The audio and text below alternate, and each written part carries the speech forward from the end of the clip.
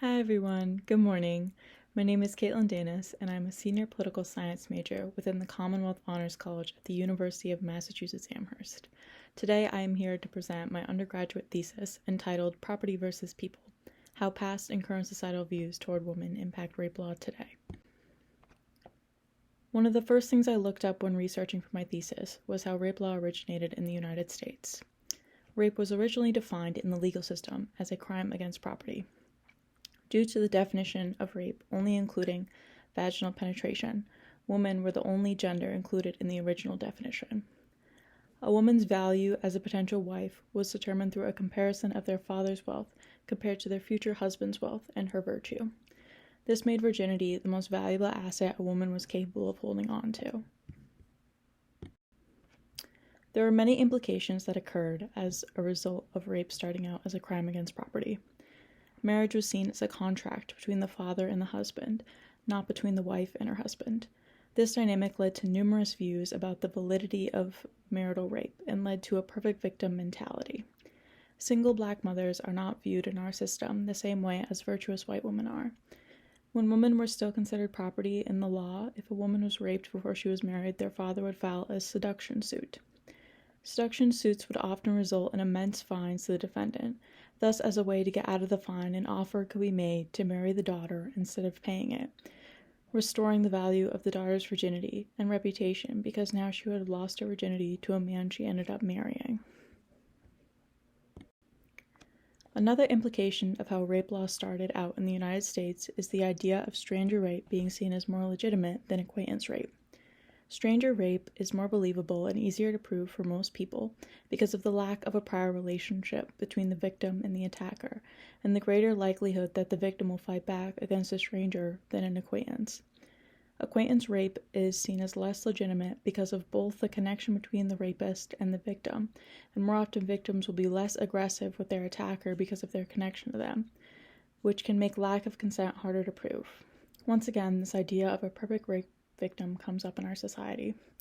The most believable victim becomes a virtuous female virgin who was raped by a stranger and fought her hardest to stop the attacker.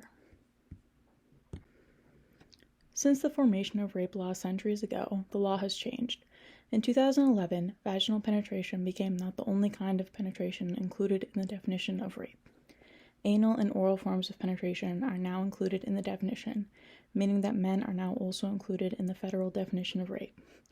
This new definition created an even more focused discussion around consent within our laws, begging the question, how should we define consent and whether or not it should be even the focus of our discussion in the first place? After conducting my research on this topic, I came to this conclusion. A focus on consent in modern-day criminal law creates an unreasonable burden of proof for rape victims to overcome because of the inconsistencies of the definition of consent across state borders, lack of proper consent education in schools, and negative societal norms regarding sex. A few questions I asked of myself in research were, what is consent? How has the legal system been defining it, and how does it impact victims of sexual assault? Who should we include as capable, and who should we say is incapable of giving consent? This can translate into ideas like how inebriated does someone have to be to deter their ability to consent, what disabilities make someone unable to consent, or even what power dynamics can make someone unable to consent. What age are we mature enough to be able to sexually consent, and to whom? How do we teach our young adults about this concept, and at what age? When is it too little, and when is it too late to teach our young adults about consent? In my research, I encountered many definitions of consent, and this was one of the most popular: an agreement between two parties on neutral grounds.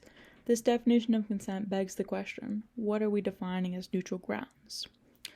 There were also many other notable definitions of consent, including it being defined as an enthusiastic yes or a firm no. But do we actually conduct ourselves in this manner? Is this a universal experience for everyone? Which leads me into the next question I started asking myself. How do we refuse sex, and how do most people consent? One thing that really isn't talked about is that there is not one way to refuse sex. With the focus around affirmative consent in modern-day rape law, we have forgotten this notion that sex can be refused in multiple ways, and a firm no isn't the only way to refuse sex. People can use body language, physical signals, communicate why they are refusing, roll away, or stop giving attention to their partner as a way of refusing sex and not giving consent. After seeing how people are known to refuse sex, I pondered what the best way to teach young adults about this information before they encounter sex in their daily lives. Should it be parents, family members, or our school system that is responsible for teaching us about this notion? I found that school systems seem to be the best option for universal knowledge about consent. After conducting research in this area of scholarly work, I concluded that our sex education standards are simply not cutting it. Multiple states leave out consent in their curriculum regarding sex education.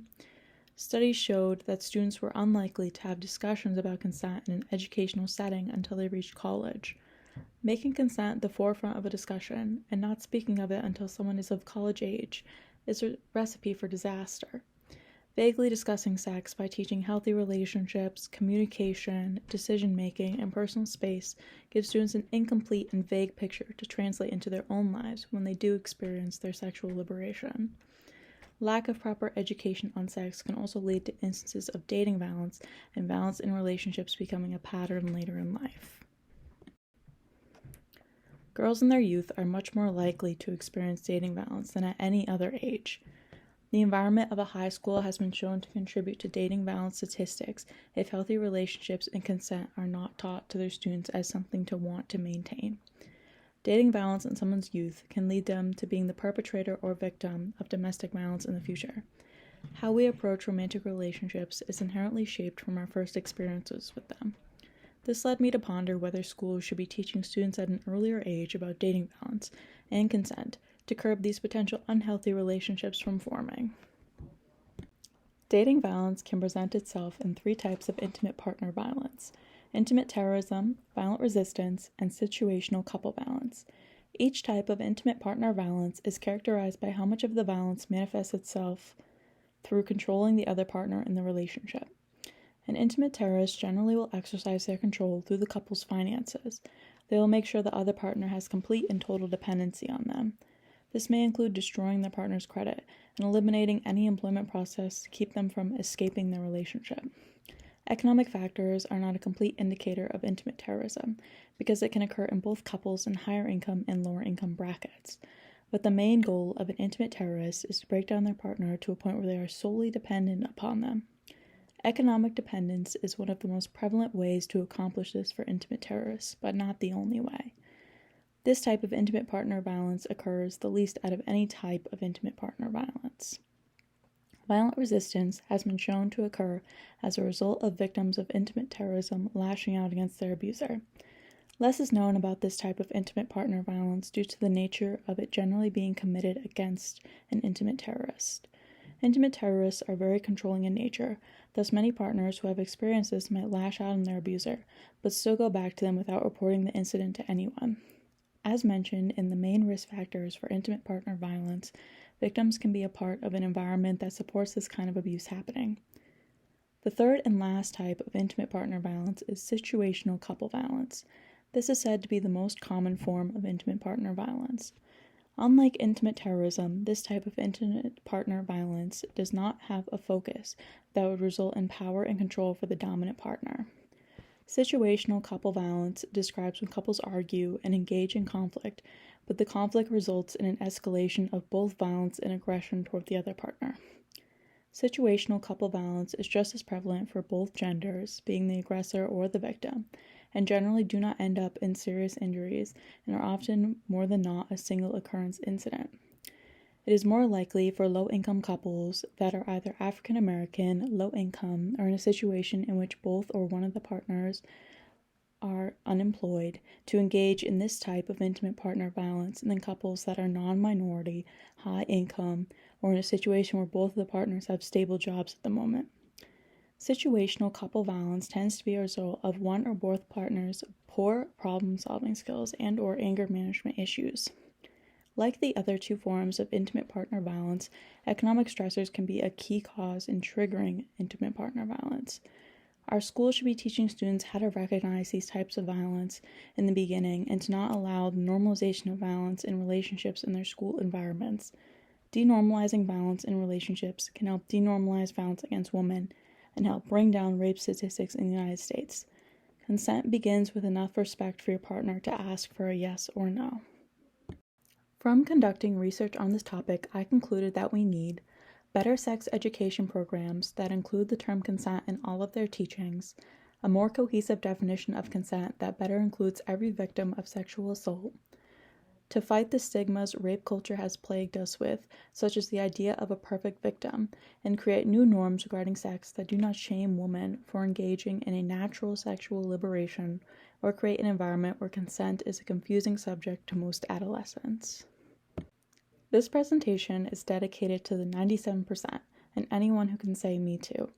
As Maya Angelou once said, we may encounter many defeats, but we must not be defeated.